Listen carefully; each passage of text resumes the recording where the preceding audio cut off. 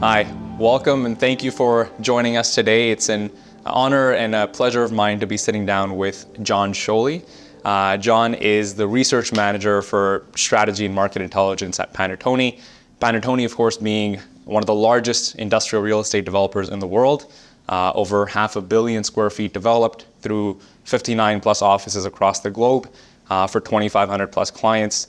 And John, before this role, spent a good amount of time at two major commercial real estate brokerages doing research work, specifically in the industrial real estate asset class.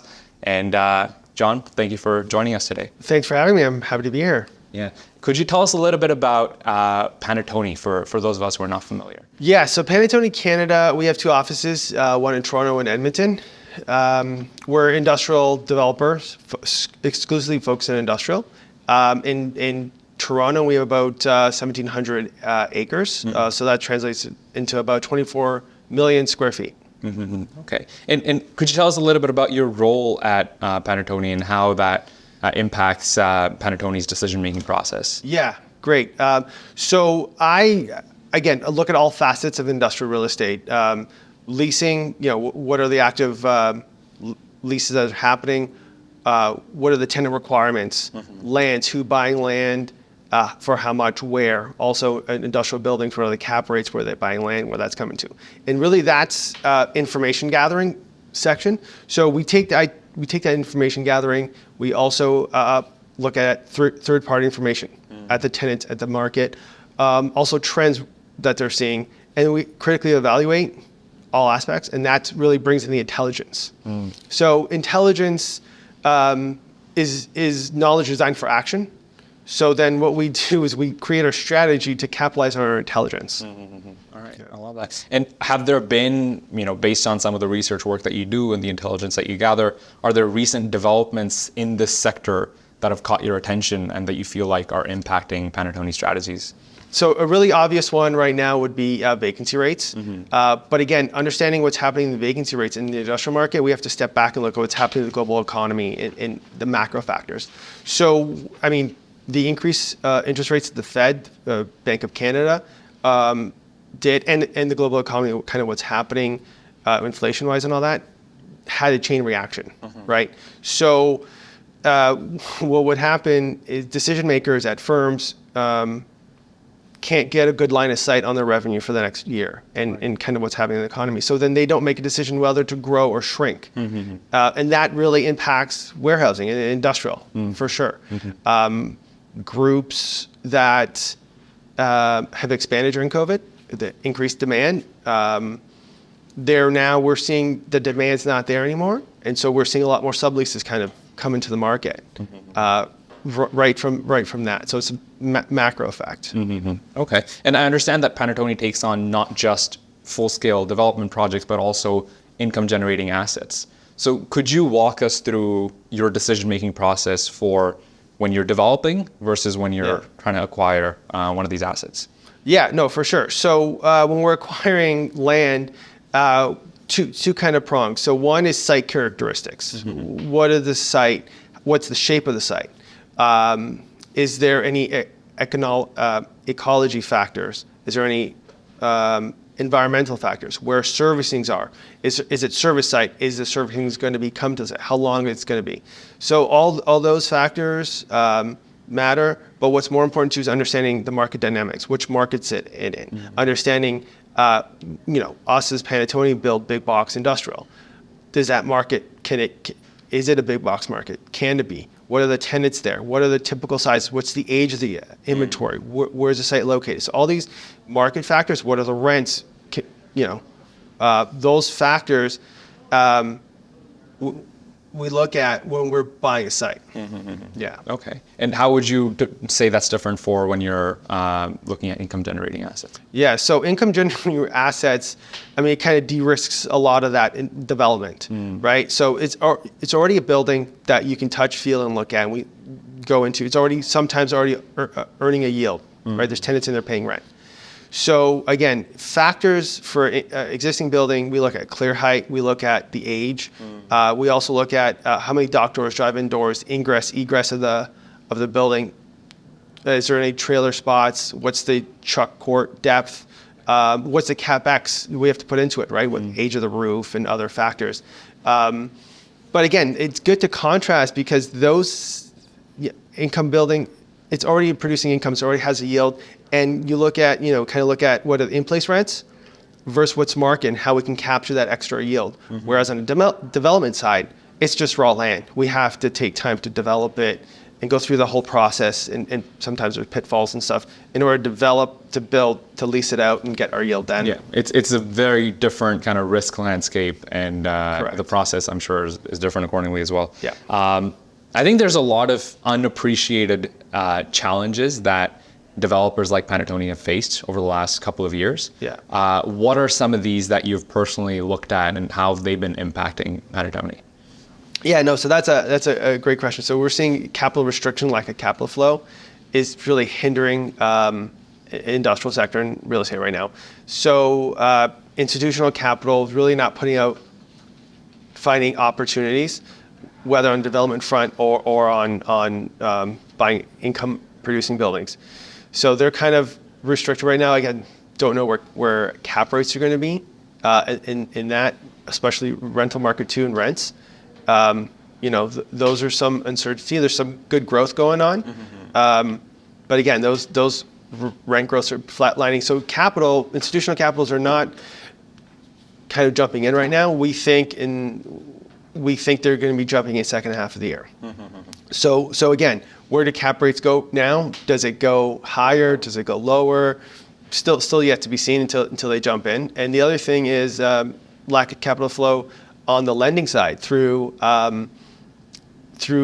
funding developments, right? So they're restricting that, being more selective, and the higher cost of construction loans right now are really putting a lid on and slowing down new supply. Okay.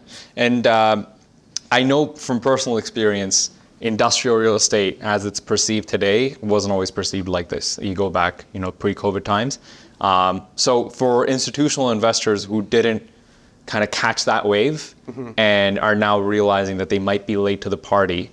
Are they late to the party, or do you feel like there's still far more, long-term gains that they can capitalize on? Yeah, no. So what's funny is, you're right. They were perceived late to the party, and some of them still thought they were, but they're not. And we're hearing they're still trying to retool in order to get more industrial. They're now underweight. So they got to maybe sell some non-performing other asset classes because traditionally they had different buckets, right? Office, retail, whatever buckets they had, and industrial were the lowest of the bucket. And now it seemed like they're trying to retool and increase their allocation to industrial.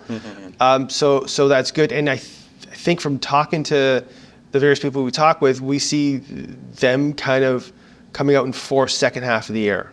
Yeah. And how would you say that changes for the private investor group? Yeah, good question. So private investors, we're actually seeing currently private investors are being more aggressive and beating out institutional investors on product. And the product we're seeing right now, kind of in the market for sale, are smaller bay, mid-bay product that some institutional investors are maybe selling out of because they're developing new shiny buildings. And it's really private investors who are picking up that stuff. Yeah. Okay. And something that I've personally always wondered is for those who are, I guess, uninitiated, who haven't been through the development process personally, what they see from the outside is here was a site completely empty. And now here's a beautiful, stunning, Class A industrial building. But they don't really have an appreciation for everything that the developer had to go through to get to that point. So with that in mind, what are some common mistakes or pitfalls or just these unappreciated risks that developers like Panattoni have to take on to bring these projects to reality? Yeah, no, great. And that is true. Like there is a lot of risk we take. So if you think about when we're buying land, we might buy land and due diligence process might be a couple of months, but it's not long enough to understand the full problems. Yes, we'll do environmentals, we'll do ecological, geotechnicals, but to do an EIS study, we'll need to own the land and we'll have to have it for it takes a year to do the survey. Right. So we might, during due diligence process, we might have some ideas of what the obstacles are, and we might have some solutions. Again, because we're developers, we've bought so many land and we've seen so many different obstacles, so we have an idea of what it would cost and an idea of solutions, but that's never, it's never possible to understand the full implications until you actually buy the land and own it and put a shovel to the ground. And so, yeah, there's been instances where, your first 2 solutions on it might not work, and you might have to go to solution 3 or 4, and that might cost more in the performance. So not having that buffer in the performance for these can really impact you. And again, from shovel to purchase to shovel could be 2-3 years, especially with the entitlement process being so long, and even actually entitlement process, right? So going through it with the municipality, I know during COVID too, we had issues with municipality turnover. So the staff would turn over, and that would also delay our applications because there's a new staff member who hasn't seen it before. He's got to educate and stuff. So that's even taking a while. Yeah. And yeah, so I guess you need nerves of steel to be in this industry. You definitely do. And patience, nerves of steel, and patience. Yes. And yes. Yeah. And based on what you see in the market day to day, are there any emerging trends, any niche trends that you think investors should be paying attention to? Yeah, so again, ESG is really a hot topic, and what we're seeing ESG come from is actually not from the tenants, it's actually coming from our capital partners. They're kind of telling us they want ESG initiatives. They want either leads or net zero, so it's coming from them, and we're looking at implementing in our buildings. Now, the fact is, we build high quality, efficient buildings, which would already get us a LEED Silver certification. We haven't gone to that. Our new buildings, we will be getting LEED on those. And the other things that are coming up is net zero. So I think it's really electrification of the buildings. And I don't think it's been figured out yet. So there's developers who are putting up solar roofs or maybe getting net zero ready and electrification ready. So it's coming, it's happening, it's being driven by capital partners. And on the flip side, are tenants going to pay for it? Do tenants going to pay the extra cost? So right now we haven't seen tenants willing to pay extra cost.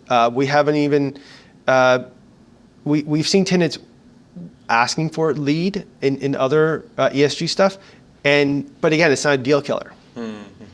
If it's not available, it's not a deal killer. In Europe, it's a different case. In Europe, it is a deal killer. If tenants are requiring it and buildings doesn't have it, deals are dying. They're not happening if it's not LEED or BREEAM. They use BREEAM in Europe and other factors. So that's a kind of topic that's I think is going to continue.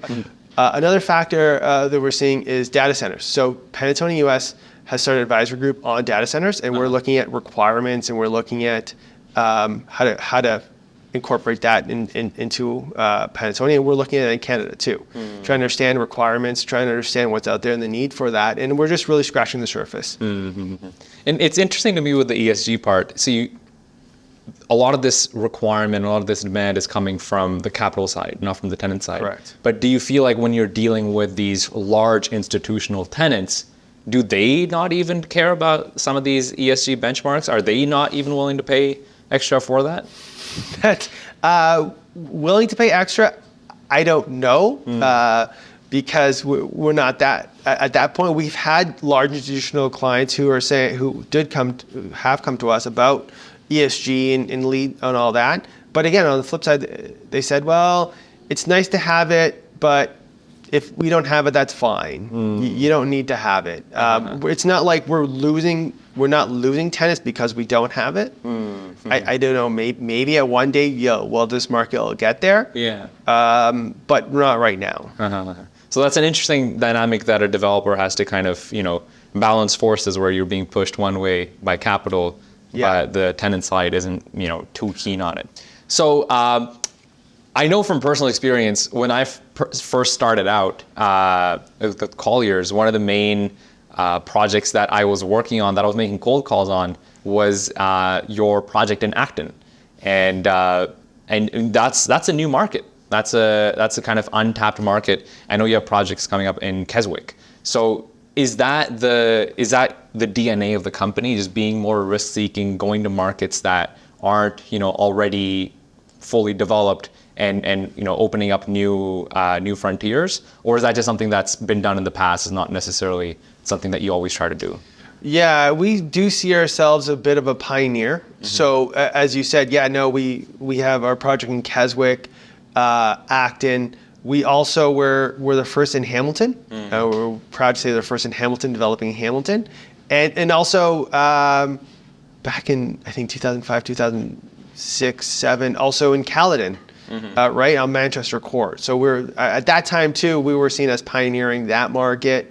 So we've kind of seeing as pioneers. Even Durham market, actually, if you think about it, 5-6 years ago, we were building. We built 1 million square feet on spec in Durham, and at that time, no developer was doing that. And now see the developments that are happening in Durham. So.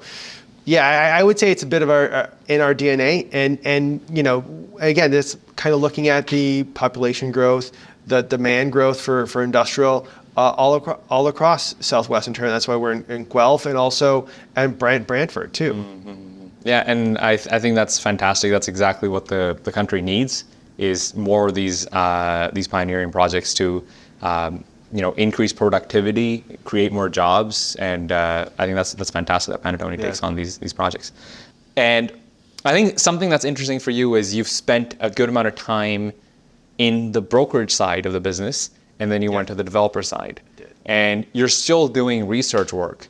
And how did you personally experience that the research work that you were doing changed now that you're viewing things from the developer lens versus the brokerage angle? And how are you're looking at the same leases being signed, you're looking at the same projects going up and the same tenants. How are you perceiving them differently? What kind of information are you looking for now? So, great question. It's not perceiving it differently. It's being able to use the information and make it actionable. It's that whole intelligence thing. So, understanding, my previous life, understanding lease deals, where rents are, where tenants are, what tenants are leasing when, and who's on the street. Mm-hmm. And I'm doing that exact same thing. And understanding developments, where developers are building, when they're building it, how much is coming to market. I'm taking all that knowledge with me, and I'm just diving deeper into it, and in how those decisions and how those factors affect us, and what decisions we can make to capitalize on it, right? Mm. So understanding, so certain tenants, I've done lease deals. Well, what kind of tenants are there? Is there commonality? Is it a certain industry that's growing or shrinking? I also look at U.S. Top tenants and leases. Like, is there a commonality? Because sometimes if they're growing in the U.S., they're growing in Canada. Mm-hmm. So what are those tenant types that are growing, and where are they moving to? And what's happening in Canada, in Toronto, and how we translate in getting them here at Panattoni and landing in our building. So it's understanding the whole fabric, the whole network of factors, and it's really putting pen to paper and making it actionable. Mm-hmm. And that's where I'm sure having a global footprint and a global perspective helps. Where you're not just looking at Canada as a silo, but as a component of a much larger machinery that's global. Yeah. Sure. And when you have, I'm sure you have like company-wide calls or conversations, how is Canada perceived as a market compared to, you have 59 offices across the world? Yeah. Is Panattoni bullish on Canada? Do they have concerns? Are they scaling back? Are they, going, all cylinders firing? What's it like? Certain groups are looking more favorable into Toronto. They're looking at maybe opportunities to develop or put money throughout North America. And Toronto always seems to be near the top of the list. It still has record low vacancy compared to major U.S. markets. Correct. And it has a lot of good demand and supply factors. So we're not being overbuilt. So they typically people use 2% of inventory. We're not building 2% of inventory. Our vacancy rates are still pretty low. We have good demand drivers with population growth. So all those factors are still putting Toronto near the top of the investor list to invest, to develop in Toronto. Mm-hmm. And when you are developing in Toronto, what I've heard more about than anything else is just the rise of the small bay industrial, and how that particular sub-segment within industrial Yeah. has a lot of upside potential in the years to come. What's your take on that? So it's interesting how things change. So I would say pre-COVID, a lot of developers were building big box, I would say over 100,000 square feet, and would be very confident, we'll get one tenant, we'll lease it out. We'll get one tenant, we'll lease it out, and we'll do great, and we'll do it on the next project. What's happened since is we're seeing, also on the tenant demand side, groups looking for like below 175,000, right? And especially groups looking from 50 to 100,000 are being really active right now. So developers are now changing their mindset and saying, you know what, I don't mind if we demise our building. We build 100,000 square feet, 120, yeah, let's put 2 tenants in there. So we're being more flexible. I guess it's also because the landscapes have changed a bit and the demand's kind of shifted. And what we can accommodate in our buildings, and also trying to design it and the layout to accommodate multiple tenants. So that's kind of what, and we're seeing it currently now, what's happening with the type of tenants that are moving in and the sizes that developers are demising their space. They have to. Yeah. I know that's what happened with the Acton project. I think it was about 150,000 square feet, correct me if I'm wrong. And it was like, and then 60 to 90 was how you were going to demise it. But what would you look at, like smaller, like much smaller bay industrial, like my family owns an industrial unit, and it's like 5,000 square feet. And I feel like those spaces are hard to find, but I understand that for developers to go out and build that, it's very expensive, right? But is there still, is the expense justified? Is there a worthwhile investment? So it's interesting. So besides the cost, so it is way more expensive to build those. It's also peeling back. It's also capital driven. So if you have a lot of institutional capital who are involved, they don't want 2,000 square foot units. Hey, we'll build 20,000 square feet. We'll chop it up into 10 units. They're not looking for that. They're looking for big shiny buildings. So I'm not saying there isn't. There could be a gap, but I think it's more other investors who would take advantage of that, right?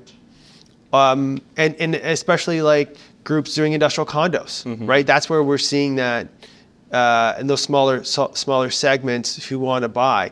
But again, sometimes it not just industrial condo section, but those 2,000 square feet units that you're talking about sometimes doesn't work in all markets, right? So especially us being big box builders, we'd like to focus on core markets, because no matter what the market turns or the dynamics, where you'll always have at least. There's certain markets that we're looking at that are smaller, sub 20,000 square feet too. But it's not in our DNA to build.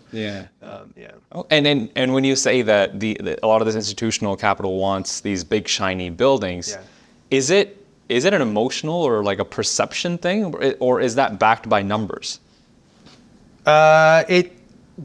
What do you mean by like emotional? Like how they want bigger space? Yeah. Are they just more? Do they just like these buildings more because it seems like the kind of thing that institutional money should go after, or does it make more financial sense to build bigger box warehouses? I think it makes more financial sense. So these pension funds also have investors, right? So and they need to take out a lot of capital, right? They have to shell out a lot of capital for this, so they want a big return. So even if you think about just whether building 20,000 square foot building and chopping it up, the cost of that is a lot smaller than building 1 million square feet and then having the income generating on that, right? So it's just about getting returns and output of capital, right? They have a lot of money to put out in the industry, and one way to do it is bigger, shiny projects. Some groups even want business parks. We want large business parks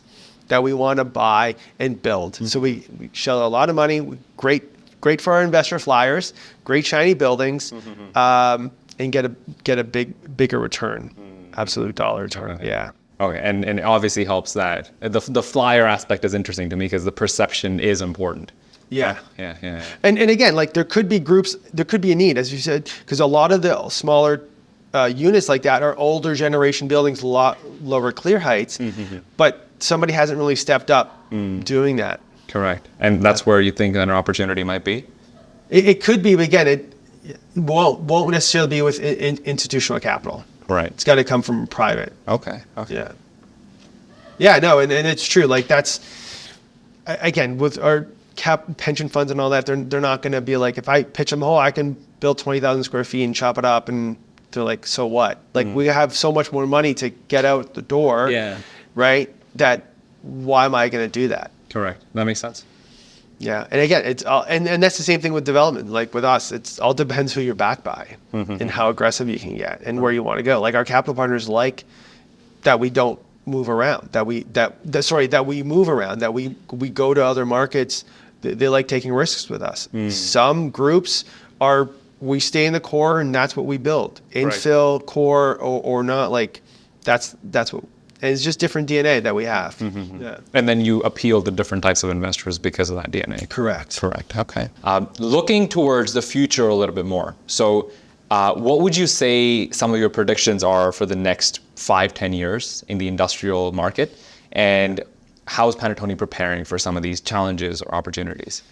Yeah, it's always a tough question to get asked. So I think 2024 is going to be challenging on all fronts with developers, landlords, and investors. Again, there seemed to be optimism in the second half of the year from groups developers more active buying land, institutional groups jumping in and buying product. So that's we'll see what pans out for the rest of 2024. I'm optimistic as well.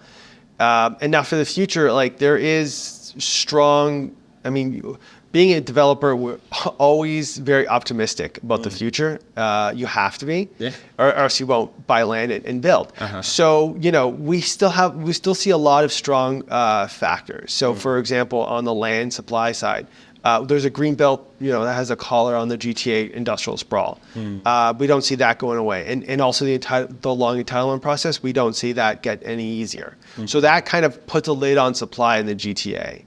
And then flipping on the demand side, well, there's a third of Canada's population is located in Greater Golden Horseshoe in Southwest Ontario, right? So there's over 13 million people. So if tenants want to move and grow their business, it's going to happen here.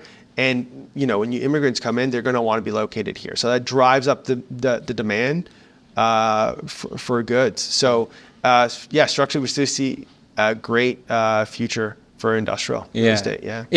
I feel like Canada has this unique challenge where I think we're the second largest country, if I'm not mistaken. And despite that, when these new immigrants are coming in, a huge chunk of them, I think like close to a third of them, are going to be around the Greater Golden Horseshoe. Right. So I think the perception is that Canada's got all this land to allocate to 30-40 million people. But really, you look at areas like the GTA, that's where there's some real opportunities for Panattoni because these areas need to be serviced far more than even some of the bigger metropolitan cities around the world. Exactly, and not just even the GTA, but that's why in Hamilton, in KWC, in Brantford, right? They're going to be moving everywhere, and the demand's going to keep growing, right? So that's why we're positioning ourselves for that future growth. And when you look towards the future, which aspect of Panattoni's activity between buying income-generating assets or taking on full-scale development projects do you think that the team will be leaning more towards? I think in our DNA, we're developers at heart. Yeah, that's where we have the opportunity. That's where the opportunity comes from, and that's what we'll keep doing. And I think that's what we want to see. I've personally loved some of the buildings that Panattoni's put up. Personally, driving to the Acton project, it was a beauty. So it would be great to revisit this conversation in a couple of years to see which one of your predictions have come true and how they've changed. But I look forward to seeing many more fantastic and pioneering projects coming from Panattoni's pipeline. And it's been a real pleasure to have you today, John. Great being here. Thank you. Thanks. John's been kind enough. This wasn't going to be part of the video, but it is. I really wanted to see how John ties his bow tie. This is not a clip-on. No. And if I understand correctly, this is something that John does every Tuesday for Every Tuesday for 7 years since I started in the industry. I've been wearing bow ties on Tuesdays because I've always wanted to learn how to tie a bow tie. I figured doing it once a week was the way to learn. And it's an unbroken streak. You haven't. Correct. Wow. Okay, ladies and gentlemen, you're witnessing a real spectacle here. John, please show us how you do this. I will. I usually do it in front of the mirror, which helps. So I'll try to do it now. I don't know how well it's going to turn out, but we'll see. So you kind of flip it over, fold it, and then in the back, there's a little pocket. You fold this, you push it through, you pull it this way, and then it's really just trying to, I don't have a mirror, so I don't know how even. I think it looks pretty on point. I think you got a little bit more on the right side than on the left, but without a mirror, this is honestly very impressive. Look at that. Not too bad. Ladies and gents, this is how you do it. Thank you, John. No problem. Anytime.